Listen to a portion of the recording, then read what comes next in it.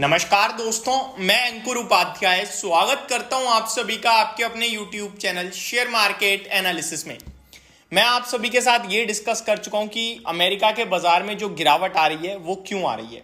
मैं आप सभी के साथ ये भी डिस्कस कर चुका हूं कि भारतीय बाजार बहुत स्ट्रांग है, डेटा स्ट्रांग आ रहा है, एफआईआईज के डीआईज के फ्लोज स्ट्रांग है, India as a economy strong दिख रही है, टीसीएस के नंबर्स भी अच्छे आए हैं, लेकिन उसके बावजूद भी गिफ्ट निफ्टी नीचे है। मैंने इससे प्रीवियस वीडियो में आपके साथ ये भी डिस्कस किया है कि अगर बाजार गिरता है तो ये स्टॉक्स हैं जो गिरावट में आपको वॉच लिस्ट में लगाने हैं और बाय ऑन डिप्स की स्ट्रेटेजी बना सकते हो। देखिए, एक बार जो शेयर बाजार में उतर गया, या तो वो शेयर बाजार में हार के चला जाता है या फिर वो लॉन्ग टर्म इन्वेस्टर बन जाता है। अगर आप लॉन्ग टर्म इन्वेस्टर बनने आए हो तो जो स्टॉक्स मैंने आपके साथ डिस्कस करे हैं इससे प्रीवियस वीडियो में, उन्हें आप वॉच लिस्ट में लगाइए, उन पे रिसर्च कीजिए, स्टडी कीजिए, आपको पसंद आए, समझ में आए तो जो भाव दिया है मैंने आप सभी को, उस भाव को मैच कीजिए। अगर आपको भी वो भाव अच्छा लगता है तो उस पर खरीदारी शुरू कीजिए।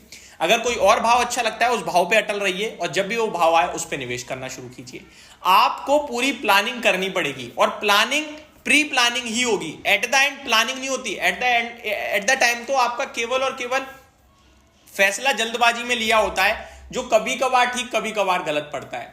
आप नोटिस कीजिएगा, अगर आप ट्रेडिंग करते हो स्पेशली, तो देखो वैसे तो ट्रेडर पैसा लूज कर ही देता है, आज नहीं तो कल, कल नहीं तो परसों, परसों नहीं तो अगले दिन वो पैसा लूज करके ही जाएगा बाजार में, ये मैं आपके साथ कह सकता हूं।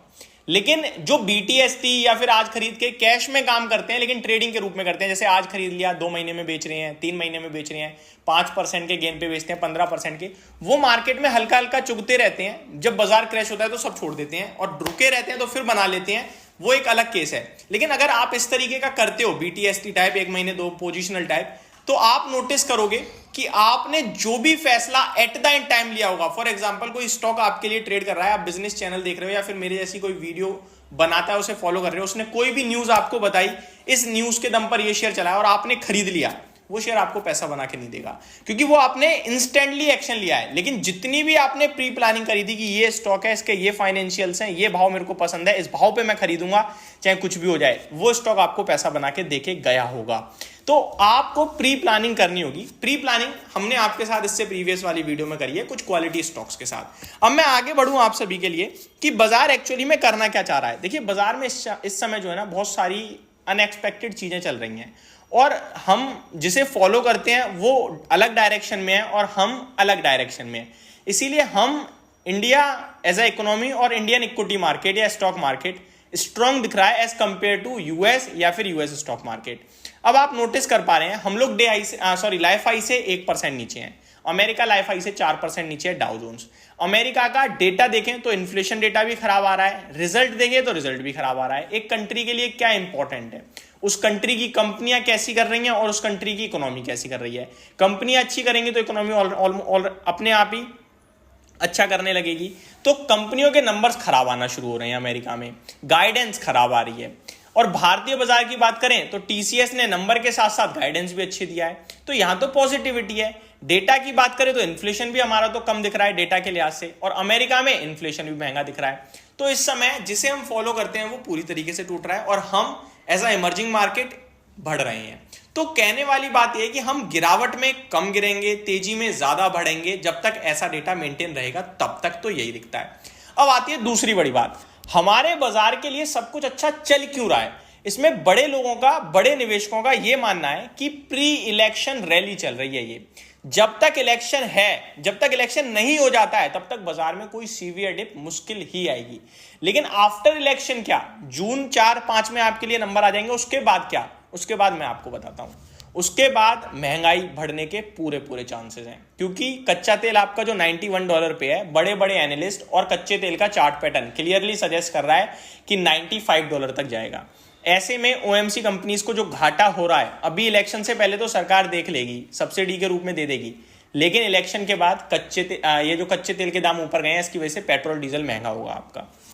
दूसरी बात, ये मैं कंटिन्यू कहता रहता हूं, चावल और चीनी के दाम बढ़ेंगे। और भी जो आपके लिए मार्केट में इन्फ्लेशन दिख रहा है इस समय लेकिन डेटा में नहीं दिख रहा, वो डेटा में भी दिखने लगेगा, फिर अपने आप में नेगेटिविटी आ जाएगी। फिर स्टार्ट होगा यूएस इलेक्शन और अपनी जितने भी पॉजिटिव ट्रिगर थे खत्म हो जाएंगे। रिटेल कैटेगरी इस समय ओवरलोडेड है। ओवरलोडेड का मतलब जो मैं कहना चाह रहा हूं वो ये है कि भर भर के पैसा लगा रखा है रिटेल कैटेगरी ने।